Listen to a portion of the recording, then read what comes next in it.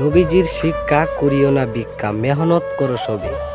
এখন দেশে জাকাত দেওয়া বন্ধ করে সুদ আর ঘুষ খাইতে থাকলে মেহনত করেই কি লাভ হবে। একদিকে জাকাত নেওয়ার কারণে কিছু মানুষ প্রয়োজনের চাইতেও বেশি অর্থ উপার্জন করাই তাদের মাঝে লোভ কাজ করে, আর সেই লোভ থেকেই মানুষের বড় পাপ হয়। অন্যদিকে জাকাত না দেওয়ার কারণে কখনোই গরিব দুঃখীদের হক তাদের কাছে পৌঁছায় না, ফলে সমাজে দেখা দিয়ে অভাব, আর সেই অভাব থেকেই মানুষের নষ্ট হয় স্বভাব। তো বলি কি, সুদ ঘুষের এই লক্ষ কোটি টাকা দিয়ে বড় বাড়ি বানায় কি লাভ, যে তোমার শেষ ঠিকানা হয় 3.5 হাত মাটির ঘরে।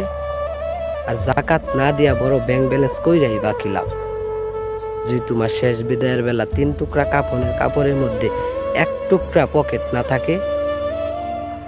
কথাগুলা সত্য বইলা কিছু মানুষের গায়ে লাগবে, তাই কমেন্ট বক্সে এসে আমাকে গালি দিবে। তো বলি কি, আমাকে গালি দেওয়া কোনো লাভ নাই। এই সুদ ঘুষ খাওয়াটা কি সঠিক না ভুল, সেটা দেশের আইনের কাছে জিজ্ঞাসা না কইরা নিজের বিবেক নামক আইনের কাছে জিজ্ঞাসা করেন। আর যাই হোক, মায়ের সাথে জিনা করার মতো একটা গুনাহ কখনোই এই কথা রায় দিবে না ভাই।